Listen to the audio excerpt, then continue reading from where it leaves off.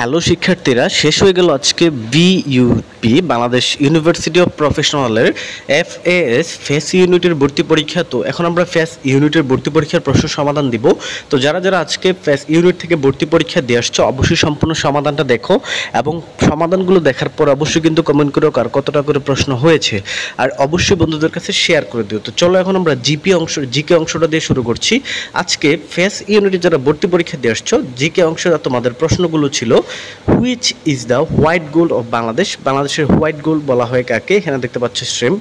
নিচের কোনটি জিআই পণ্য নয়? এটার অ্যান্সার ওইখানে দেওয়া ছিল, এখান থেকে আমরা করতে পারি নাই। সাহিত্যে নোবেল পান কে? এবার সাহিত্যে নোবেল পেয়েছেন কিন্তু হানকাং। তারপরে চলে যাব 4 নম্বর প্রশ্ন। 5 নম্বরে একনেক এর পূর্ণরূপ কি? একনেকের পূর্ণরূপ executive committee of the national economic, দেখতে পাচ্ছ এখানে কাউন্সিল, এ হচ্ছে একনেক। তারপরে ওআইসি কত সালে প্রতিষ্ঠিত হয়? ওআইসি 1974 সালে প্রতিষ্ঠিত হয়। ILO এর সদর দপ্তর কোথায়? ILO এর সদর দপ্তর কিন্তু জেনেভায় অবস্থিত। আশা করি তোমরা সঠিক অ্যান্সারগুলো দিয়ে আসছো। তারপরে এখানে দেখো মনপুরা 71 কি? মনপুরা 71 হচ্ছে একটা চিত্রকর্ম। আবু সাইদ কত তারিখে শহীদ হয়? এটার অ্যান্সার হবে 16 জুলাই। আবু সাইদ কত তারিখে শহীদ হয়? এটা 16 জুলাই।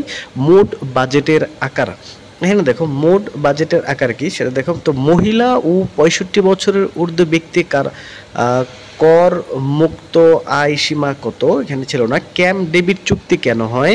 প্যারিস চুক্তি কেন হয়? G7 সদস্য কোনটি? পৃথিবীর ছাদ বলা হয় কোনটির? পৃথিবীর ছাদ হচ্ছে, দেখতে পাচ্ছ এখানে পামির মালভূমি, আমরা যেটা বলে থাকি পামির। UPEC এর সদর দপ্তর কোথায় অবস্থিত? এটা হচ্ছে ভিয়েনা, অস্ট্রিয়ায় অবস্থিত। তারপরে LDC এর বর্তমান সদস্য সংখ্যা কত?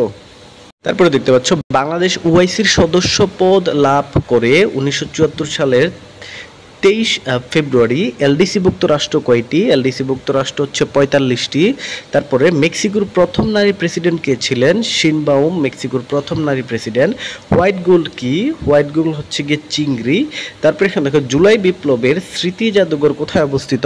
এখানে হচ্ছে গণভবন। ডেজার্ট ডেট কোথায়? ক্যালিফোর্নিয়া, যুক্তরাষ্ট্রে। 2024 সালে সাহিত্যে নোবেল পুরস্কার লাভ করে হানকাং, এটা আমরা প্রথমেই বলে দিয়েছি। তারপর আফ্রিকা ও ইউরোপকে পৃথক করেছে জিব্রাল্টার প্রণালী। উত্তরা গণভবন কোথায়? এটা হচ্ছে নাটোর। উত্তরা গণভবন হচ্ছে কিন্তু নাটোর। সাহিত্য বাংলাদেশ কোন দেশের সাথে বিদ্যুৎ চুক্তি হয়ে থাকে? সম্প্রতি বাংলাদেশ কোন দেশের সাথে বিদ্যুৎ চুক্তি করেছে? অ্যান্সার হবে কিন্তু ভারত ও নেপাল। এখানে নেপাল আলাদা ছিল না, তাই ভারত ও নেপাল একসাথে লিখতে হচ্ছে। কোনটি জিআই পণ্য নয়? এখানে দেখতে পাচ্ছ পাবনার রাজভোগ, এটা হচ্ছে জিআই পণ্য নয়। এ হচ্ছে কিন্তু তোমাদের সাধারণ জ্ঞান অংশের 100% সঠিক সমাধান।